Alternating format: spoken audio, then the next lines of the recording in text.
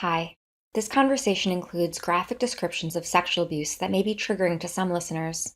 Please take care while listening.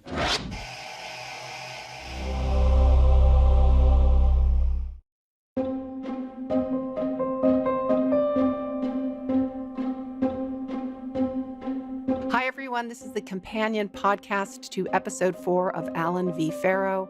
I'm Amy Ziering. I'm one of the co-directors and one of the co-series creators, and I'm here with Kirby Dick and Amy Herdy.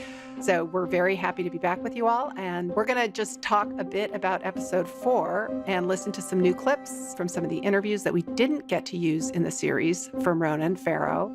We're also going to hear for the first time from Sascha Previn. Sascha is one of Mia Farrow's sons with Andre Previn, who we interviewed and unfortunately did not have room to include in the series. You're also going to hear from another child of Mia, Quincy Farrow. Quincy and Sascha will be weighing in on what Mia was like as a mother.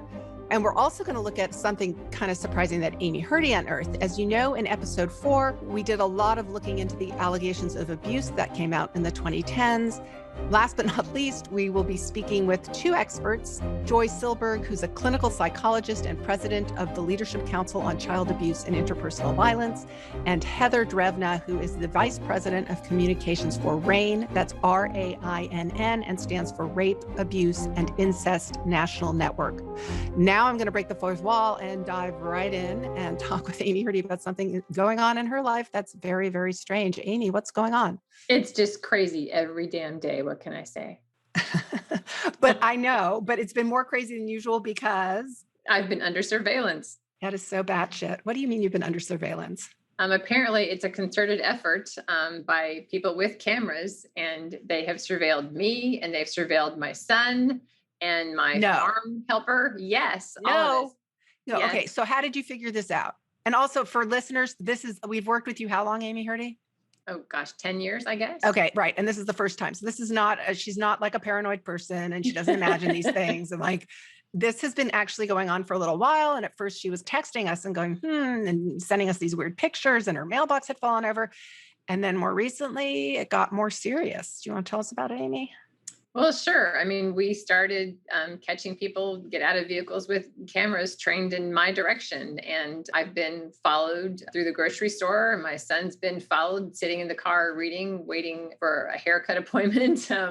We've gotten photos of people who are taking pictures of us. So it's annoying, it's intrusive, but I'm really quite boring and I lead a boring life. So I don't think they're able to find the dirt on me that they are probably looking for. Wait, but how do you know that this is really happening? Like you actually see them take pictures, they stop, like what? They pull over and park and get out of their vehicle and they point a camera in my direction.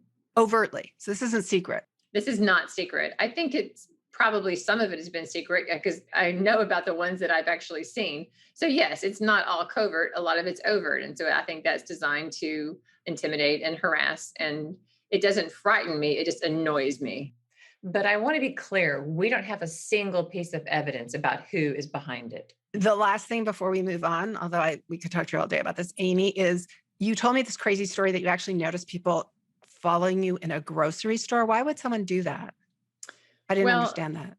I think what they're trying to do is they're trying to get dirt on me, right? Because if they can impugn me, if they can discredit me, then they can discredit my work. And so I think they're probably hoping that I'm an alcoholic, that I buy large amounts of liquor or whatever, paraphernalia to use for drugs. Is she buying a lot of Sudafed? Does she make meth in her barn? I don't know, but I know that I've been followed through the grocery store on at least 2 occasions that I was aware of. So, good luck. I buy a lot of spinach. I don't know. I mean, it's pretty freaky, actually. I mean, this sounds like it's a major undertaking. Well, Amy, I hope this all goes away for you very, very soon. And I'm glad you're as intrepid as you are, because I've been really surprised that throughout you've really taken it all just in stride and have been pretty calm about the whole thing, even though it's really pretty unnerving. Okay, so now we're going to go back and dive into episode 4. What exactly do we learn at the start of the episode about how the investigation ended? Why was Woody actually exonerated? What we found was that Mako felt that there was probable cause to charge Woody Allen with and to have him arrested. And he did not pursue the charges because of the toll that it would have taken on the victim, who was a young child. Yeah, and that's what we learned, and that's what we open with in episode 4. And that kind of was very revelatory, at least to me. And was it to all of you? I mean, I didn't know going into this anything about that. Did any of you? No, actually, I didn't. I mean, all the media, you so rarely even heard that. I mean, I think it was reported once or twice, but, after it happened, it never got discussed. But probable cause, what does probable cause mean? Probable cause is just that. It means that there's probable cause to believe that a crime has been committed. So there's a reasonable basis for believing that a crime has been committed. And the other thing is that there was actually an arrest warrant application drawn up, right? Yes, that was the interesting thing. I didn't realize that there had been an arrest warrant application drawn up with the level of detail that this one had. Say more. Well, that police report is many, many pages and had detailed interviews with everyone, Dylan, her mother, all the eyewitnesses who were there that day. Wow. Exactly. And it also detailed the police interview with Woody Allen. Okay, so that's really interesting. I want to now go back and clarify something about the Yale New Haven report that we learned in episode 3. What was so interesting about that report is that we were all led to believe, by the way it was talked about in the press, that the report had actually cleared him. Right. Somehow, shortly after Mia and Woody were told the results, we discover him on the steps of the Yale New Haven Hospital announcing that these results prove that he was innocent and the claims were baseless, right? Right. I mean, episode 3 covers the case in detail, but it doesn't stop people on social elsewhere from just repeating these myths about it as if, this series was never even made. Although I have to say, for the most part, people are actually really blown away by what they learn about the Yale New Haven report in episode 3, because it provides so much more detailed context, analysis, and information, and it really shifts the way people think about things. Okay, so now back to episode 4. After we learn about Mako's decision not to move forward with the criminal trial, we show what happened. In the episode, what we do is we look at what happened post-custody trial in Dylan, Woody, and the whole Farrow family's lives, and sort of compare and contrast their different paths. And we also learned that shortly after Dylan posted her open letter in Nick Kristoff's New York Times blog, there were all of a sudden new allegations, but this time of abuse against Mia. So first off, I remember we all were looking at this and we were like, well, the timing of these allegations is a bit surprising. And so we thought, well, we need to go back and see if there was ever any mention of this abuse by Mia earlier. Did it show up in the custody trial? And you would think that during the due diligence of that, both parents would have been rigorously investigated, right? So, Amy, what did we find when we started looking into that? Well, the records show that the judge did not find that Mia was an abusive parent. And given that it was a custody trial, as you just said, the Farrow family was subjected to a very deep and thorough investigative dive, meaning if there had been an issue, it likely would have come up. And the pertinent thing here is that in his closing statement, Judge Wilkes wrote, and this is an exact quote, "The evidence at trial established Miss Farrow as a caring and loving mother, and that he found no evidence that she favored some of her children over others." Wow. And he also went on to say, regarding Woody Allen, quote, "Mr. Allen's response to Dylan's claim of sexual abuse was an attack upon Miss Farrow, whose parenting ability and emotional stability he impugned without the support of any significant, credible evidence." Oh my gosh. And so I remember we all were really puzzled by these new allegations of Mia being physically abusive because they had never been mentioned in public prior to Dylan's letters publication in 2014. And so we wanted to look into that ourselves. And so we made it a point, whenever speaking with any of Mia's children who agreed to speak with us, we made it a point of asking them if they themselves had ever experienced or witnessed any type of physical abuse of this kind, to see if we could find any kind of corroboration for these allegations. So I want to play for you both. This is remember when we interviewed Sascha Previn, who unfortunately we didn't have the space to include in the series, but he did a really amazing interview. And here's what Sascha told us about what Mia was like as a parent. And Amy, do you want to explain who Sascha is exactly? Sascha was one of Mia's sons with Andre Previn, and he was one of the twins. Right. And he was very reticent to speak with us for a long time and finally decided to. And so I'm really glad that we get to hear a little bit of him now in this clip. So as I said in this clip, I asked Sascha how he feels about his mom and if he witnessed anything awful while he was growing up. What are some of your favorite things about your mom? Loving, I don't know if it's appropriate word, kind, generous, of course, there for us, listens to us. How was she with the children that needed extra help? What kind of things did she do for them? I know a lot of your siblings had severe challenges. How did Mia attend to that? Whatever it took to accommodate it, whether it be the doctors or like a surgery for someone, whatever, she would get what was needed for them. So yeah. You know, a lot has been said about Mia having sort of a temper or committing violent acts towards children. Did you see that? Any violence? Yeah. No, of course not. No. I mean, nothing worse than raising your voice a little bit, but who doesn't do that? So no. Mm-mm. So she, there was something about dragging people or hitting them or not true? Not that I saw, not that I experienced, no, absolutely not. Well, I just think it's interesting to note that in your interview, you pressed him to see if he had anything negative to say about Mia or the way she treated any of the children or, any pressure that she was putting on the children to not tell the truth. And he pushed back. I also now want to play for you both some clips from our interview we did with Quincy Farrow. Quincy is the youngest of Mia's children. She's the daughter in episode 4 who talks about how they just never, ever spoke about Woody. In fact, she refers to him as Voldemort, he who will not be named. So here's what we heard from Quincy when we asked her about her mom and if she had, in fact, witnessed any abusive acts by Mia. But in this first clip, it's towards the start of our interview, and I just asked Quincy to describe what her childhood was like.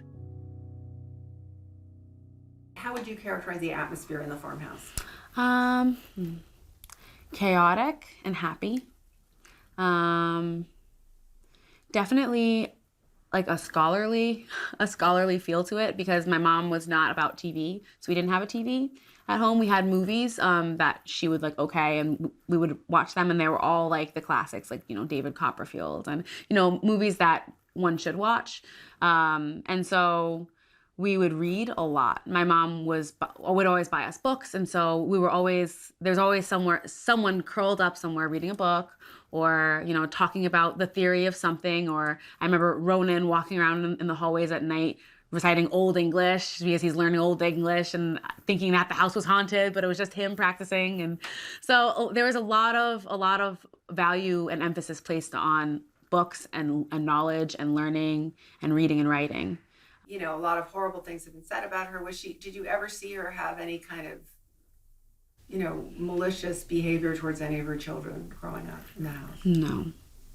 I mean, nothing that like a regular parent, like timeouts or grounded.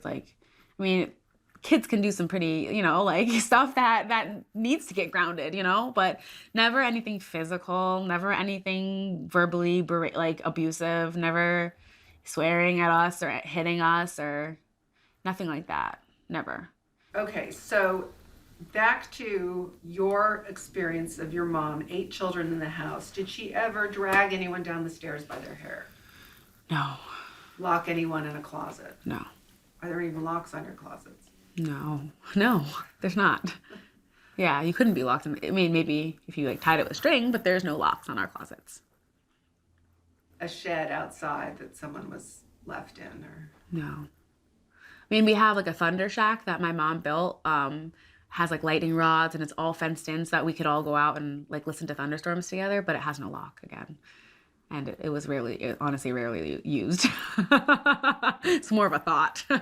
But no, nothing. Nothing. Ever.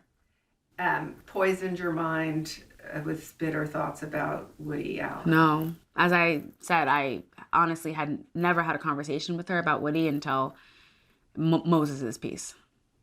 That was the first conversation, and that was not very long ago. My mom never ever treated us in a way that was abusive or was degrading or anything of the sort. My mom was the kind of mom that spent 4 hours trying to figure out how to do African American hair and making it look beautiful because she cared. My mom is not that type of person at all. I bet that she's been portrayed at all. It's not true at all. Which is why it was very hard for me to come and do this, because I don't like to be in the public, but my mom is too important for me to just to stay quiet. So yeah, we really, really tried to find if there was anything in the past that tracked with these claims. Like, were there physicians, therapists, teacher reports, eyewitnesses, anything or anyone who could corroborate these allegations? And I remember in the interview we did with Fletcher, who's Mia's son with Andre Previn, who we all first meet in episode 1 of the series, Fletcher told us in that interview that he shared a bedroom growing up with Moses. So they were roommates throughout childhood. And so I said, Fletcher, did you see anything? Did he ever cry? Did he ever confide in you? And he said, absolutely nothing. No, no, no. And we were close.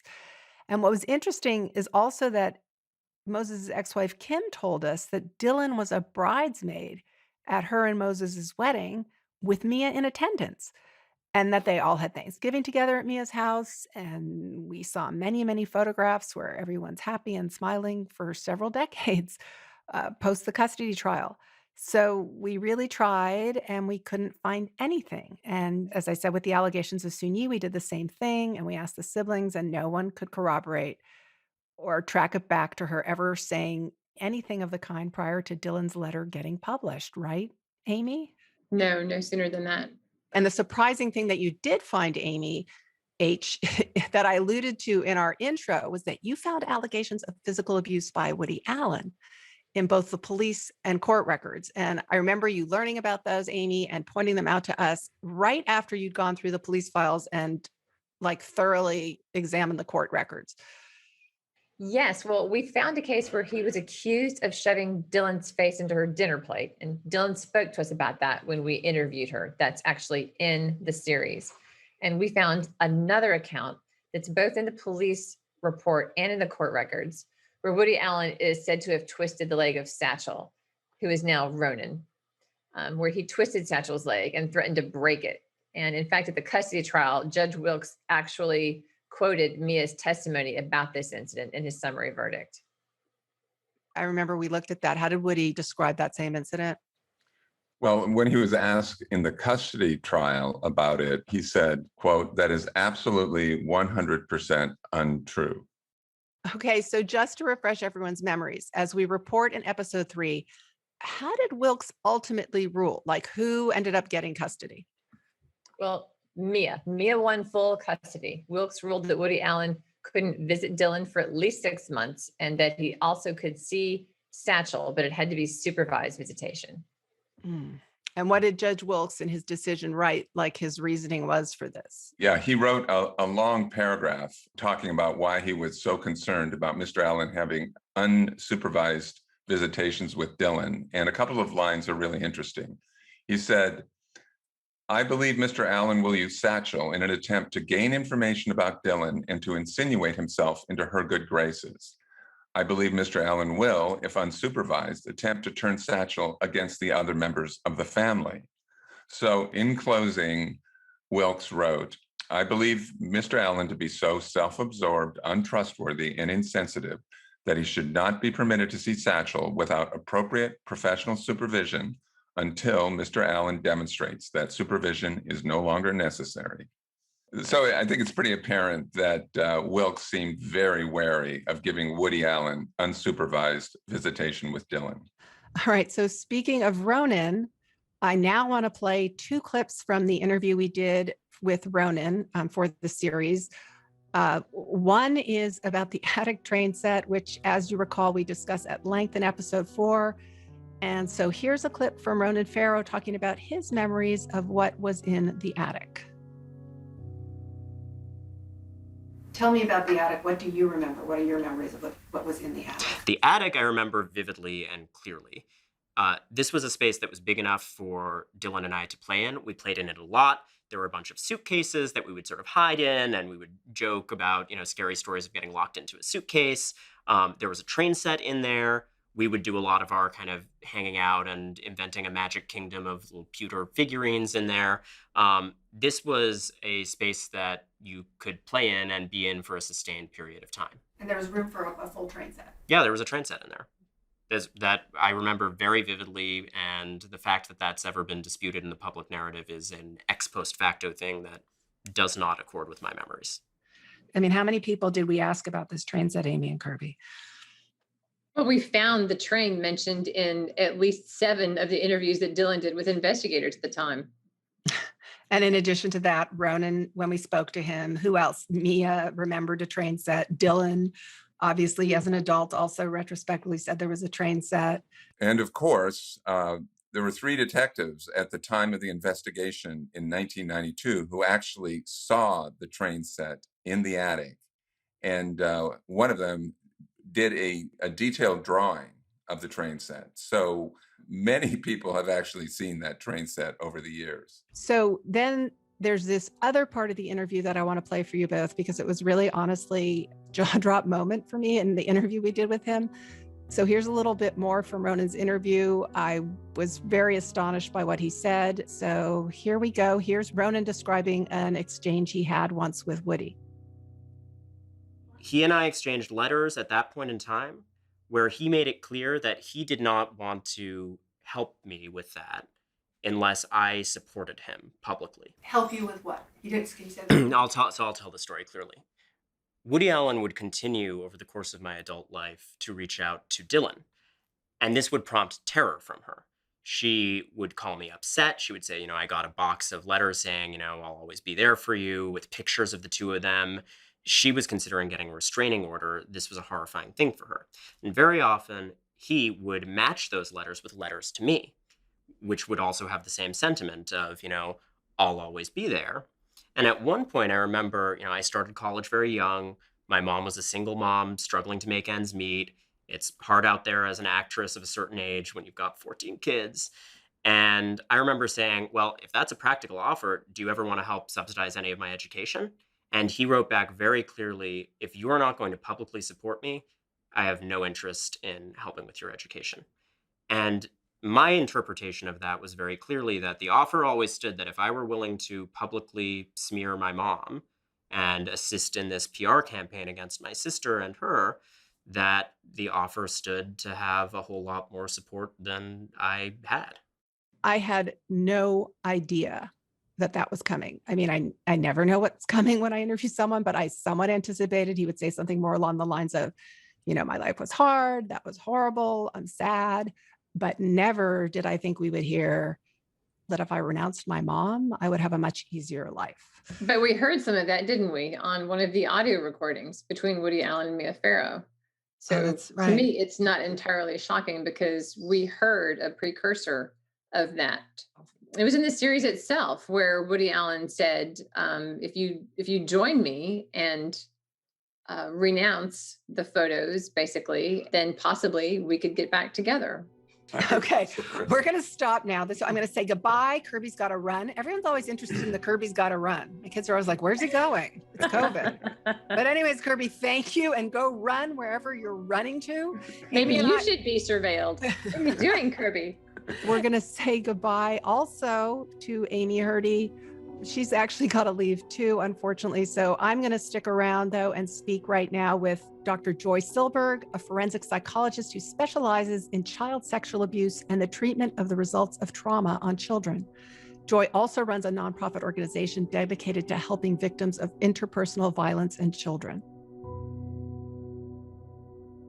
Hi, Joyce. Thanks for joining us. I'm so happy to talk with you. Congratulations to you on such a wonderful presentation that you did.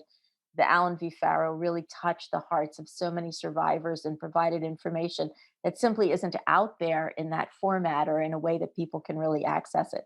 I've gotten lots and lots of comments from people, but the one that I liked the best was from a woman who went through similar things to what Mia Farrow went through.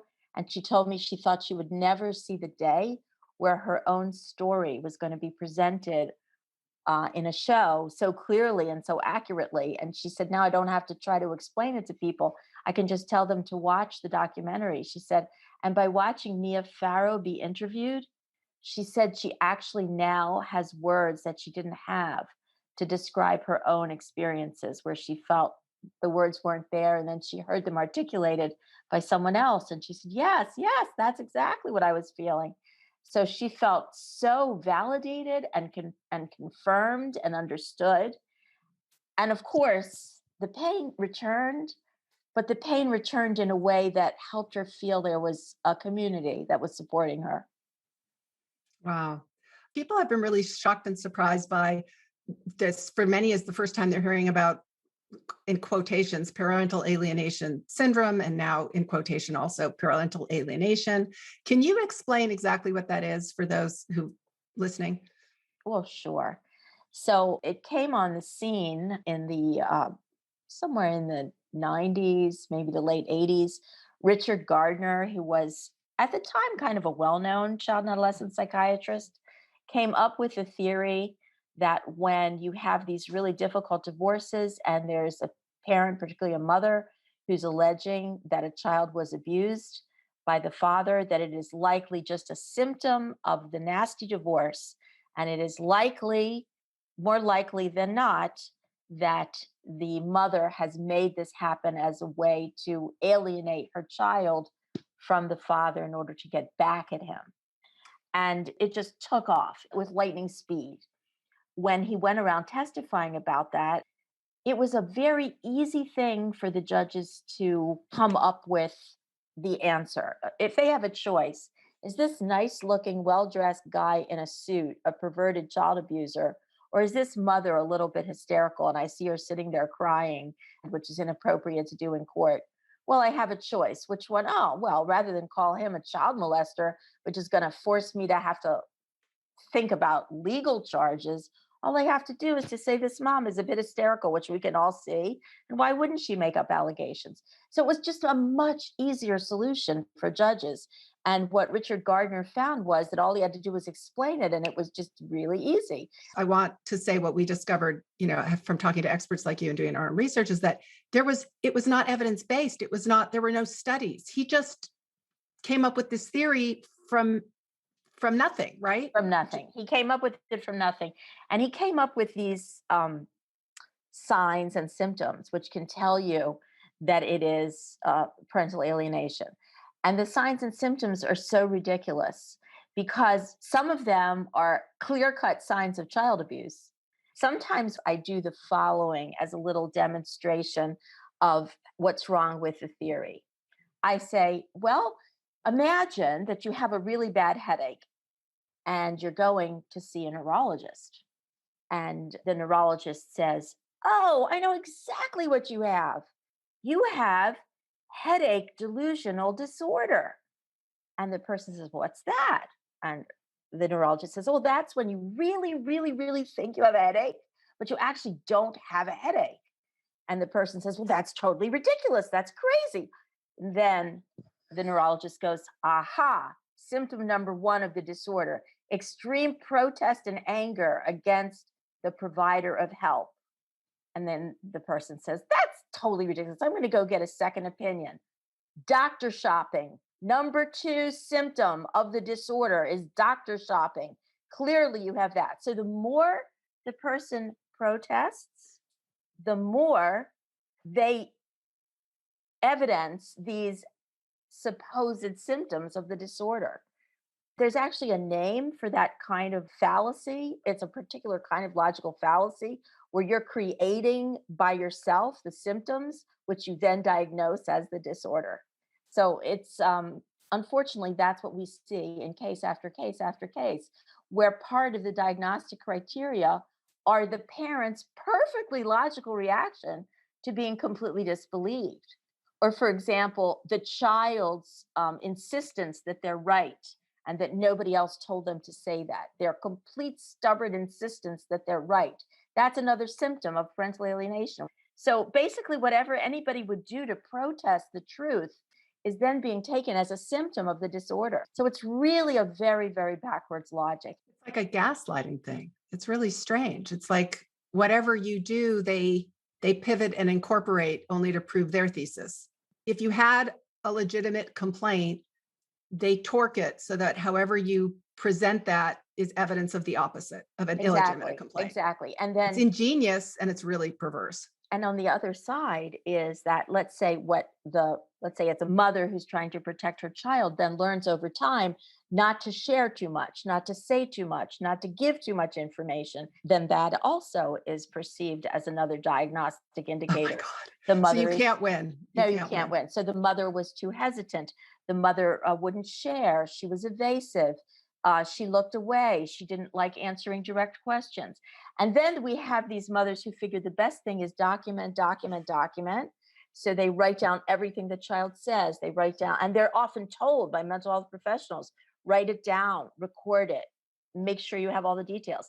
And then they're labeled obsessive compulsive, overly concerned, obsessed. Did you just say you can't win? That would be exactly right. So it really almost doesn't matter what behavior the mother evidences. All of it is then interpreted within a pathological light. All of it is symptomatic of the child must not be telling the truth and the mother must be Making it up or coaching it or creating this for the purposes of court. Another thing, for example, that's on the list is that all of the families join together in the fight. Well, of course, like if I had, God forbid, an abused child or an abused grandchild, I would want my whole family to join together in the fight to help me.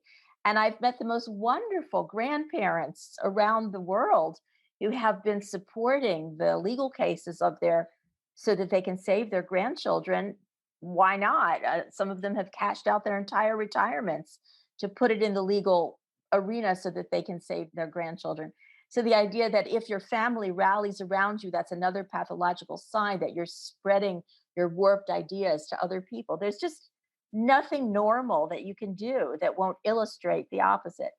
So then, and what we learned also is that in fact, it's very rare for children to make this up, right? It's pretty rare. Yeah. Children do not young children clearly do not make up child sexual abuse. Even though it's pretty infrequent for a child to make this up, it's not so infrequent for courts to think children are making this up because of parental alienation. Is that correct? Exactly. I remember it was actually in Hawaii. I was giving a presentation to judges on this phenomenon, and a judge raised his hand and he said, wait, Dr. Silberg, are you saying that it's more common to be sexually abused than to say you're sexually abused and it be false? I said, yes, so much more common that the numbers are not even comparable because 1 in 4 girls, as they get older, claim that they have had an experience of sexual abuse, which could be inside the family or outside the family, 1 in 6 boys. And yet it's 0.1 of the population of false allegations, according to statistics that our government takes as part of collecting information from Child Protective Services. You said that it's very negligible that a child is not telling the truth. And yet in courts, it's more often than not that people believe that a mother has manipulated the child to tell this. That's sort of the legacy of Gardner's mythological theory. Is that correct? Correct. That is horrifying. The legacy is that either the mother has made the child say it or inadvertently given the child messages so the child thinks they're supposed to say it, but not that the child experienced it. And that's more commonly believed. Yes. Complete inversion of reality. Complete inversion of reality. With the consequence of what? Of the children very frequently being placed into the unsupervised custodial care of a parent who is an abuser, meaning that they probably will get abused again. That's so horrifying. So what do we need, in closing, what do we need to do to change this? Well, we need education for court personnel, including the judges and all of the players in court, to understand what the signs and the symptoms are of child sexual abuse and its prevalence. You need to have a understanding of the misuses of parental alienation syndrome and its lack of scientific basis. You need the public to become aware so that they can protest in the ways that the public does. You can send complaints against personnel that have been unethical in various ways. And we just need to improve in all domains and in all professions. I just want to say concisely, if possible, that parental alienation is a defense strategy for a parent accused of harming their child to push the crime onto the other person. It's your fault, not my fault. It's your fault. You made it up. You're the one who's at fault for this. Wow. Okay. Well, thank you, Joy. Thanks for fitting us in. I know you're super busy. Thank you for doing the work you do. So appreciative. And thank you for appearing in Alan v. Farrow. This is the Joy Silberg who's on the screen in episodes 3 and 4. So glad we got a chance to talk with you more today. Well, thank you. And thank you for including me. So joining us now is Heather Drevna. Heather's the Vice President of Communications at RAINN. Hi, Amy. Thank you so much for having me on. So I know that someone anecdotally told me that calls to RAINN went up every Sunday night when the series was premiering. Is that true? It is. In the 24 hours after each of the 4 episodes aired, we looked and we saw about a 20% increase in calls to the hotline over that period. What do you attribute that to? You know, the entertainment media can play a really powerful role in encouraging survivors to seek support and influencing how the entire issue of sexual violence is perceived. I think in episode 4, especially seeing where Dylan is now, seeing that there is hope for survivors was very motivating for people to feel like maybe they could also reach out for help and get the support that they need and deserve. We see similar spikes anytime sexual violence is at the forefront of the news. So, for example, I think our highest hotline day in history was the day that Dr. Christine Blasey Ford testified in the Senate hearing for Judge Kavanaugh. Wow, really? Yeah, these events have a huge impact on folks, and the sharing of the hotline number through entertainment media is especially important. We've seen spikes like this with other programs, but also the online dissemination of that information when this topic is so in the news are incredibly helpful. So having partners like HBO share the information while the series was airing was incredibly helpful to emphasize and to really help to spread what we were doing and help spreading what is available to folks out there. We also saw Dylan share the information herself and point people to the National Sexual Assault Hotline, which was incredibly helpful because many people might not be familiar with the hotline and with the services available, but might have started following Dylan because of the story and were able to get help because of that. Wow, that's pretty amazing. Why is incest something people are so reluctant to talk about? That's a great question. Sexual violence itself is such a difficult subject for people to talk about. We see many survivors may never talk about their experiences, but incest brings an additional hurdle for many survivors because you're talking about a family member and the fear of disrupting the family, of being the one who brings that disruption to their family by speaking out, even though they're not the one who has caused this issue in their family in any way. But that fear of being the disruptor can be very real and very inhibiting. Can you say more about that? Absolutely. You know, coming forward can set off a bomb in the family, particularly if other family members aren't supportive of the survivor or don't indicate that they believe the survivor or take action to support them. But no matter what happens, that allegation is then out there and those family dynamics are going to be impacted. And, you know, for many, especially for younger survivors, they may be afraid of getting in trouble themselves. You know, they might not fully comprehend that they were not responsible for the abuse that they experienced and feel that in some way they were responsible and that they might get in trouble for that. Oh, so that's another reason. So a child who's being abused might not want to speak, is that they then think that they themselves did something wrong, right? They don't actually know what the rules of society are yet. So there could be a lot of misperceived self-blame. Sure, there are so many factors depending on the age and the experience of the victim. And one of the things that we know about people who prey on younger victims, especially, is that typically they're grooming these victims. They are establishing these relationships well ahead of time.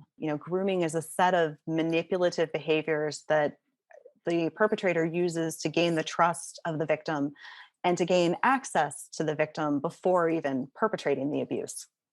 What is the most common misconception about incest we have in our society? I think the most common misconception is that it's an isolated incident.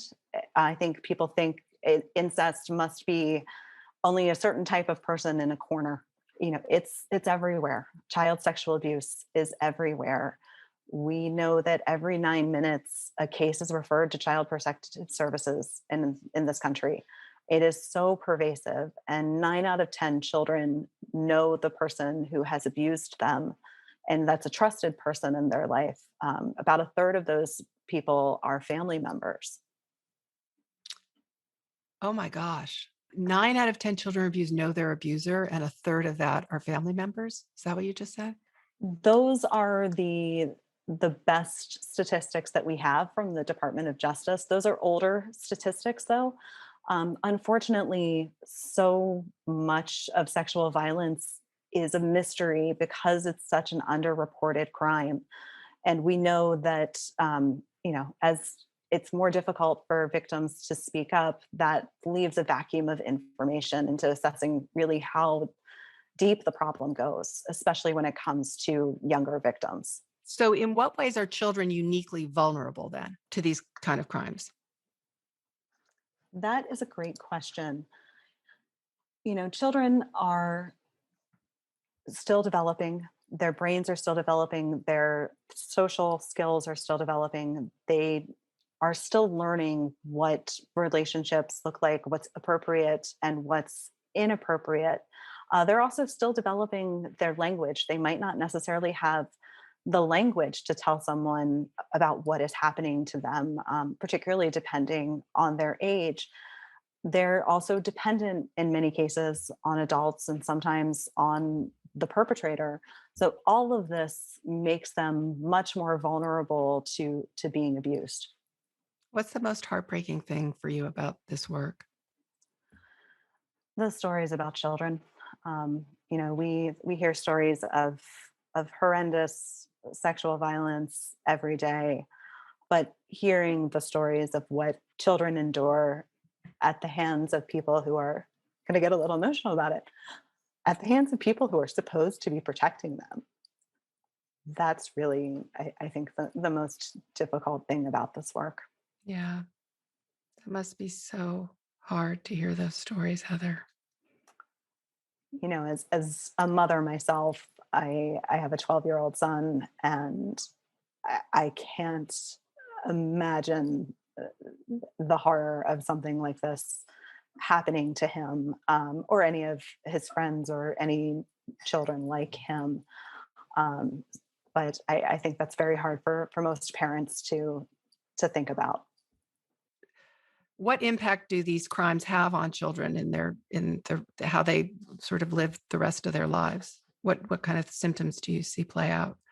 So, because this is happening at such a critical time for children in their development, it can definitely have deep and lasting effects in terms of depression or anxiety and post-traumatic stress syndrome, and can affect their relationships going forward. I think for behavioral signs that we tend to see in children who've experienced sexual trauma, the things for people to look out for are things like keeping secrets or not talking as much as usual, not wanting to be left alone with certain people, or being afraid to be away from their primary caregivers, especially if that's a new behavior. Frequently, regressive behaviors will occur depending on where they are in their developmental stage. So resuming behaviors that they'd grown out of, like thumb sucking or bedwetting. Some children become overly compliant, others become openly defiant. Likewise, healing is very unique for everyone. There's no one size fits all prescription for healing from sexual trauma. There's also not a linear path. For many people, it's one step forward and two steps back, and you just keep going and trying new things. At the National Sexual Assault Hotline, that's one of the things that our support specialists are there to help talk people through of, what strategies might work for them, where might they want to start, if something hasn't worked for them, what might an alternative be. And it's one reason that service can be so valuable for survivors who are hoping to find a path and maybe feeling blocked. What, to anyone listening who might be looking for help, what do you suggest they do, Heather? First and foremost, to anyone listening going through something like this, know that you're not alone. You can call the National Sexual Assault Hotline anytime, 24/7, 365, to be connected with free, confidential, one-on-one support. We don't log IP addresses or save chat transcripts, nor do we hold on to telephone information. This is completely confidential. It's available via both telephone at 800-656-HOPE, which is 4673, or online chat at RAINN with two N's, RAINN.org. We've seen the online chat option is especially popular with younger survivors who are coming. It works just like text messaging, although it's on the computer, not an SMS message, where you can talk one-on-one with a support specialist. Everything is trauma informed and survivor led. There are no scripts. This is a live one-on-one conversation, and the support specialist can walk you through anything that you want to talk about to help set you on the path to healing. What do you want to tell someone who thinks their child might be struggling with this? To parents or caregivers who are concerned about a child and their lives, I would encourage them to contact the National Sexual Assault Hotline. You might think that the hotline is just for survivors, but we're there for family and friends as well. Our support specialists can walk you through how to approach that child and how to have that conversation if you're looking for tips and strategies. But I think the most important message is to talk with them, check in with them, let them know that no matter what, you're there and you believe them and you are there to support them. Yeah, just anecdotally and talking to trauma survivors, that they say that having someone who believed them, who they could confide in, was such a game changer in so many ways. I think people don't realize that just the act of listening is so helpful, And you don't have to have the answers. Right. That's it, exactly. Listening is so important, and listening without judgment, just so that they know you're there for them, is really, really key. We hear from so many survivors that the experience of telling someone for the first time has a profound effect on them and on their ability to move forward in their healing journey. If that first disclosure goes wrong, if they're or goes badly, if they're met with skepticism or disbelief, or even if they're met with a well-meaning person who starts asking them 50,000 questions and telling them what they should do, that can cause them to clam up again. Versus being met with empathy and unconditional support. Just hearing those words, "I believe you and I'm here for you," can mean so much. Wow. Well, thank you, Heather, so much for sharing your wisdom and your empathy, for your compassion, and for your listening and holding the space for survivors in the way you do. I know that's probably incredibly draining and taxing work, and I'm grateful to you for doing it. And thank you for talking with us today. Well, Amy, thank you so much for having me on, and thank you for the work that you all have done to bring light to the subject. As you heard, media has such a strong impact on awareness and on getting people connected with support, and we're very grateful for the exposure. For anyone listening who needs support, again, the National Sexual Assault Hotline is available at 800-656-HOPE or at RAINN.org. So thank you. This is the last episode of our podcast. I want to thank everyone so much for watching the series and for listening to the podcast. We hope you feel like you've learned something and that this knowledge can inform your life and actions moving forward and that of those around you. If you like this podcast, please do recommend it to others. I also want to especially thank the people who made this podcast possible. Kat Nguyen and Ryan Mazie are two amazing podcast producers who worked long hours, just are incredible, and just jumped in to make this happen. I want to thank Trey Booty, our amazing sound editing wizard, Callie Bagby, who helped with fact-checking and research, Michael Gluckstad and Grant Rudder from HBO's podcast production team. They were phenomenal. HBO series exec Sarah Rodriguez for her oversight at all hours. And a huge thanks to our series producer, Jamie Rogers, our amazing editors, Michaela Schur, Parker Laramie, and Sarah Newens, stunning cinematographers, Thorsten Thielo, Thad Wadley, and Moira Morrill, and the incomparable composer, Michael Abels, whose score you've been listening to throughout. And our amazing associate producer, Ruth Marai, and assistant editors, Veronica Stack, Emma Quinn, and Rachel Hoppel, and co-producer extraordinaire, Ryan Mazie of the series as well. Thank you all so much for listening.